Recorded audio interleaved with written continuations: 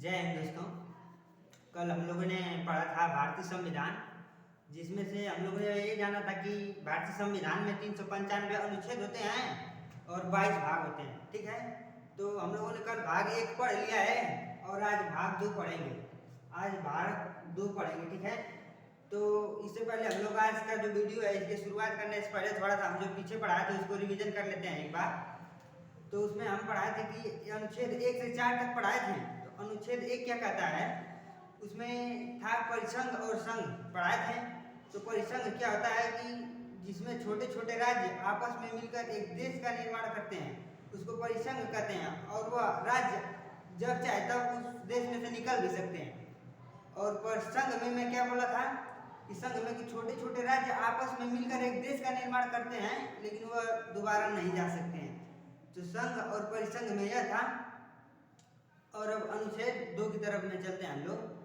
तो अनुच्छेद 2 क्या कहता है, अनुच्छेद 2 यह कहता है कि कोई भी विदेशी राज्य भारत में आकर मिल सकता है और रह सकता है। जिसकी इच्छा वो भारत में आकर रह सकता है, उसको कोई परेशानी नहीं होगी। तो जैसे में हम लोग एग्जाम्पल देख लेते हैं, जैसे कि सिक्किम, पहले सिक्किम हमारे भूभाग का हिस्सा नहीं था, वह चीन का हिस्सा था। तो सिक्किम भारत में आना चाहता था, तो हम लोगों ने उसको शामिल कर लिया। तो भारतीय संविधान के अनुसार उसको 35वां संशोधन 1975 में करके भारत में उसको शामिल कर लिया गया और उसको भारत का गणराज्य बना दिया गया। ठीक है, और अनुच्छेद 3 की तरफ चलते हैं हम लोग। तो अनुच्छेद 3 में यह बताया गया था कि कोई भी राज्य, अनुच्छेद 3 में बताया गया था कि संसद किसी भी राज्य का सीमा परिवर्तन कर सकती है या नाम परिवर्तन कर सकती है, उसको कोई नहीं रोक सकता है। जैसे में कि उत्तर प्रदेश से उत्तराखंड को 2000 में अलग कर दिया था। उत्तर प्रदेश को उत्तराखंड में 2000 में अलग कर दिया था। तो यह है अनुच्छेद 3। और अनुच्छेद 4 क्या कहता है कि अनुच्छेद 4 जब अनुच्छेद 2 और अनुच्छेद 3 जब कार्य करें तो उसमें 4 वाला हस्तक्षेप नहीं करेगा। तो यही अनुच्छेद 4 है। और हम लोग अब इस वीडियो की तरफ चलते हैं। तो इसमें क्या है, भाग 2 अनुच्छेद 5 से 11 तक हम लोग इसके बारे में जानेंगे। तो अनुच्छेद 5 पढ़ लेते हैं। अनुच्छेद 5 में दिया गया है नागरिकता। तो सबसे पहले आप लोग जानेंगे कि नागरिकता क्या होता है। तो नागरिकता एक विशेष प्रकार का अधिकार है जो देश अपने यहाँ रह रहे लोगों को प्रमाण देता है। ठीक है, नागरिकता एक प्रकार का विशेष अधिकार है। ठीक है, जो अपने यहाँ के लोग रहते हैं उसको एक विशेष अधिकार देता है। जैसे में कि हम भारत में रहते हैं, तो भारत में रहते हैं तो हमको एक विशेष अधिकार दिया गया है कि हम चुनाव लड़ सकते हैं या फिर कुछ भी कर सकते हैं। हमको स्वतंत्र रूप से खुले, हमको कोई नहीं रोक सकता। अब संविधान के प्रारंभ में नागरिकता को 26 जनवरी 1950 के पहले रखा गया था। ठीक है, संविधान के प्रारंभ में नागरिकता को 26 जनवरी 1950 से पहले रखा गया था। इसमें क्या कहा गया है कि उसका जन्म भारत में हो। ठीक है, नागरिकता प्रदान करने के लिए हमें क्या आवश्यकता है, यह पूछा जाएगा ना कि नागरिकता प्रदान करने के लिए हमें कुछ आवश्यकता होगा। तो उसमें क्या दिया है कि उसका जन्म भारत में हो पहला, और उसके माता पिता का जन्म भारत में हो। ठीक है, उसके माता पिता का जन्म भारत में हो। और दूसरी बात है कि संविधान लागू होने से 5 साल पहले रह रहा हो। मतलब जब संविधान लागू नहीं हुआ था, हमारा संविधान तो हाल ही में लागू हुआ है। अभी 26 जनवरी 1950 को हमारा संविधान लागू हुआ। और उसके पहले से जो रह रहा है यहाँ पे 26 जनवरी 1920 से जो रह रहा है, उसको भी हमारा भारतीय संविधान नागरिकता प्रदान करेगा। जैसे में कुछ लोग थे, हम उसका नाम बता रहे हैं। जैसे में एनी बेसेंट को आप लोग जानते हैं। यह CHS स्कूल जो बनारस में है उसके संस्थापक हैं। यह विदेशी महिला थी, जो कि विदेशी महिला होते हुए भी भारत में रहकर बहुत अच्छा कार्य किया है। और इनको भारत की नागरिकता प्रदान किया गया था अनुच्छेद 5 तक। ठीक है, तो आप लोग समझ में आया अनुच्छेद 5। अब अनुच्छेद चलते हैं 6 की तरफ। तो अनुच्छेद क्या कहता है कि पाकिस्तान से भारत आए लोग, पाकिस्तान से भारत आए लोग की नागरिकता, ठीक है, पाकिस्तान से भारत आए लोग की नागरिकता, मतलब कि जब हमारा देश आज़ाद होने वाला था ना, तो उससे पहले सब जान गए थे कि नहीं अब देश का बंटवारा होने वाला है और आज़ादी से पहले चला जाए वहाँ पे।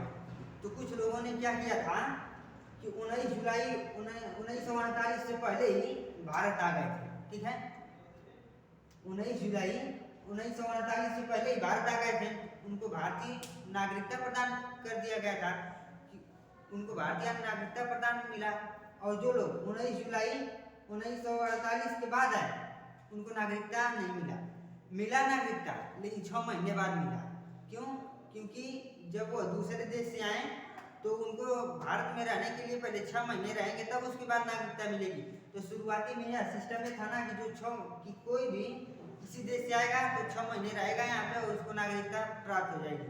लेकिन अब वर्तमान समय में क्या हो गया है, इसी 6 माह को बढ़ाकर 7 साल कर दिया गया है। कितने? 7 साल कर दिया गया है कि अब जो कोई भी विदेशी आएगा यहाँ पे तो पहले 7 साल रहेगा तब उसको नागरिकता मिलेगी, उसके पहले उसको नागरिकता नहीं मिलेगी। अब अनुच्छेद 7 की तरफ चलते हैं। भारत से पाकिस्तान गए लोगों की नागरिकता 1 मार्च 1947 के बाद पाकिस्तान गया हो तो किंतु वापस ना आया हो, वापस आ गया हो। इसमें यह कह रहा है ना कि जैसे में कि कोई व्यक्ति भारत में रह रहा है, ठीक ना, जब वही पाकिस्तान और हिंदुस्तान का जब बंटवारा हो रहा था तो कुछ हिंदुस्तानी भी लोग थे जो पाकिस्तान जाना चाहते थे, तो वह लोग पाकिस्तान चले गए। लेकिन क्या हुआ कि जब वहाँ पे जाकर रहने लगे और बीच में हुआ था कि पाकिस्तान में लोग मार रहे हैं, ठीक है, वह लोग डर के फिर हिंदुस्तान में आ गए। तो हिंदुस्तान ने क्या कहा, ठीक है, जो 1 मार्च 1947 के बाद गया हो किंतु भारत वापस आ गया, मतलब जो 1 मार्च 1947 के बाद पाकिस्तान गया था और उसके बाद वापस भी आ गया है, तो उसको भी भारतीय संविधान ने नागरिकता प्रदान किया। लेकिन वह लोग चले गए थे, इसके कारण उनको 6 माह के बाद उनको पहले भारत में 6 महीना रहना पड़ा, तब उनको रजिस्ट्रेशन मिला और उसके बाद उनको भारत की नागरिकता मिली कि आप भारत के नागरिक हो, ठीक है। अब अनुच्छेद 8 की तरफ चलते हैं। अनुच्छेद 8 क्या कहता है, इसको समझेंगे। अनुच्छेद 8 कहता है कि भारत के बाहर रह रहा कोई बच्चा भारत का नागरिक होगा यदि उसके माता पिता भारतीय हैं, ठीक है। अनुच्छेद 8 क्या कह रहा है, यदि कोई बच्चा, ठीक है, विदेशों में रह रहा है लेकिन उसके माता पिता भारतीय हो तो वो जो लड़का रहेगा उसको भारतीय नागरिकता प्रदान होगी। जैसे में हम लोग देख लेते हैं कि जैसे में कोई भी हमारे हिंदुस्तान के लोग जैसे अमेरिका जाते हैं, अमेरिका में डॉक्टर हैं, तो क्या वो उनके लड़के को भारतीय नागरिकता नहीं मिलेगी, क्योंकि उसके माता पिता भारतीय हैं, उसके बच्चे को भी भारतीय नागरिकता मिलेगी। यही अनुच्छेद 8 में बताया गया है। और अनुच्छेद 9 में क्या बताया गया है कि यदि कोई भारतीय नागरिक विदेशी नागरिकता लेता है तो उसकी नागरिकता भारत से खत्म कर दी जाएगी। बहुत अच्छा ये अनुच्छेद दिया गया भाई। जैसे में कि यदि कोई भारतीय नागरिक विदेशी नागरिकता लेता है, ठीक है, यदि कोई भारत में व्यक्ति रह रहा है पहले से, उसका जन्म भारत में हुआ हो लेकिन वह बाद में जाकर विदेशी नागरिकता प्रदान कर लिया, तो यदि वो चाहेगा कि हम विदेशी भी नागरिकता प्रदान करें और भारतीय भी नागरिकता प्रदान करें, तो भारतीय संविधान में यह गलत लिखा गया है। क्यों? क्योंकि कोई भी देश किसी को एक ही नागरिकता प्रदान करेगा। यदि वह विदेशी नागरिकता प्रदान कर लिया है उसको हिंदुस्तानी नागरिकता फिर से नहीं मिलेगा, ठीक है। तो अब अनुच्छेद 10 में चलते हैं। किसी भी व्यक्ति की नागरिकता, अनुच्छेद 10 क्या कहता है, किसी भी व्यक्ति की नागरिकता को हम खत्म नहीं कर सकते हैं जबकि कोई कार्य गलत न किया गया, ठीक है। इसमें एक और है कि हम किसी की जबरदस्ती नागरिकता नहीं खत्म कर सकते हैं। इसमें क्या था, अनुच्छेद 9 में क्या था, यदि कोई विदेशी व्यक्ति है, कोई अपना हिंदुस्तानी व्यक्ति है, अगर विदेश में जाकर रह रहा है तो उसको हिंदुस्तान की नागरिकता खत्म कर दी जाएगी क्योंकि वह हिंदुस्तान में नहीं विदेश में रह रहा है, इसलिए। और यह अनुच्छेद 10 क्या कह रहा है, किसी भी व्यक्ति की नागरिकता को हम खत्म नहीं कर सकते जबकि वह कोई गलत कार्य न किया गया, ठीक है। तो इसमें गलत कार्य क्या होता है, मतलब मतलब कि संसद जिसको काम करने से मना करती है। आप लोगों को समझ में आया कि गलत कार्य क्या होता है? जैसे में कि मान लीजिए कि रूस के प्रधानमंत्री पुतिन साहब आए और उनके ऊपर कोई थूक दिया। अगर उनके ऊपर कोई थूक देगा तो यह पागल उसे घोषित कर दिया जाएगा, उसे भारत की नागरिकता छीन लिया जाएगा। उससे क्या मतलब है कि कोई हमारे यहाँ मेहमान आ रहा है, हम उसके दुर्भाग्य व्यवहार करेंगे तो कैसा लगेगा? तो अनुच्छेद 10 यही कहता है कि किसी भी व्यक्ति को की नागरिकता को हम खत्म नहीं कर सकते हैं जबकि वह कोई गलत कार्य न किया हो। ठीक है, मतलब कोई भी व्यक्ति है उसकी हम गलत साबित नहीं कर सकते जबकि वह गलत कार्य न किया गया हो। इसी को इसमें अनुच्छेद 10 में दिया गया है। अब अनुच्छेद 11 की तरफ हम लोग चलते हैं, देखते हैं क्या इसमें। अनुच्छेद 11, नागरिकता से संबंधित कानून बनाने का अधिकार गृह मंत्रालय को है।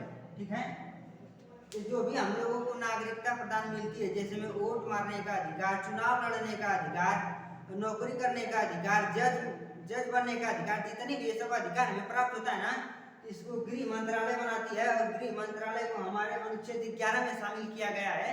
ठीक है, तो यही है। और संसद पहला नागरिक अधिनियम 1955 में लगाया था। यह क्वेश्चन बहुत इंपॉर्टेंट है। यह सुपर टेट में पिछले साल 2017 में यही क्वेश्चन पूछा था कि संसद ने पहला नागरिक अधिनियम कब बनाया गया था। तो बहुत से बच्चों ने गलत कर दिया था कि क्या बनाया था, लेकिन हम आपको बता दे रहे हैं कि यह पहला अधिनियम 1955 में लगाया था। ठीक है, तो अनुच्छेद 11 भी हम लोग पढ़ लिए।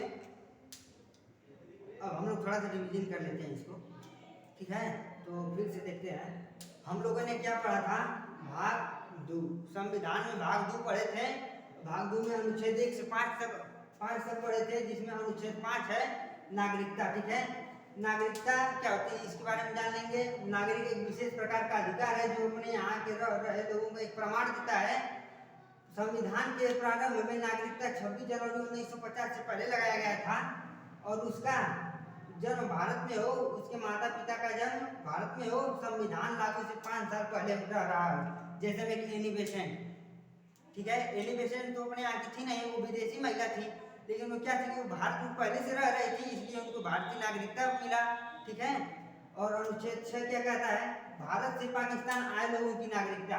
जब हिंदुस्तान और पाकिस्तान की जब बंटवारा चल रहा था तो कुछ लोग पहले ही हिंदुस्तान से पाकिस्तान चले गए।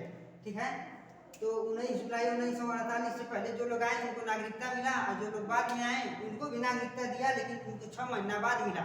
ठीक है, अब अनुच्छेद 7 की तरफ चलते हैं। भारत से पाकिस्तान आए लोगों की नागरिकता 1 मार्च 1947 के बाद पाकिस्तान गया हो किंतु वापस आ जाए। वही बात उल्टी हो गई इसमें। जैसे में कोई व्यक्ति है जो लड़ाई होने से पहले हिंदुस्तान से पाकिस्तान चला गया हो, लेकिन वहाँ से जब झगड़ा हुआ तो वो लोग वापस चले आए।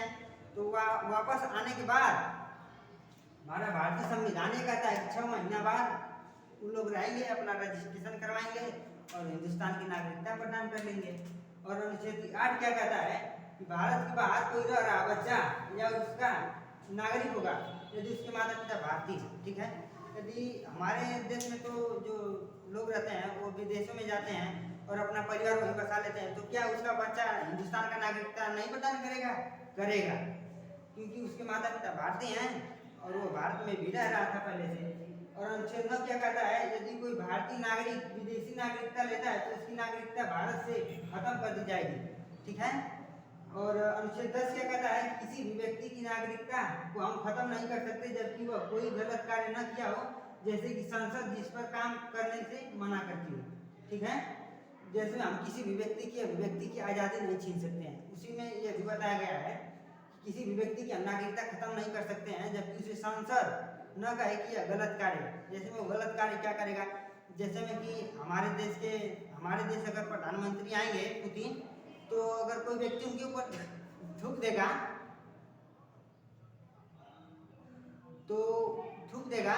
तो उसको हम भारतीय संविधान गलत साबित कर देगा, तो उनको साबित कर देगा तो उनको भारत की नागरिकता नहीं दी जाएगी। ठीक है, तो उनसे वो नागरिकता वापस ले ली जाएगी। और अनुच्छेद 11 क्या कहता है, नागरिकता से संबंधित कानून बनाने का अधिकार गृह मंत्रालय को है और इसको कोई नहीं बना सकता। और संसद पहला नागरिक अधिनियम 1955 में लगाया था। तो ये आपको कैसा लगा? ठीक है, अब मिलते हैं अगली वीडियो में।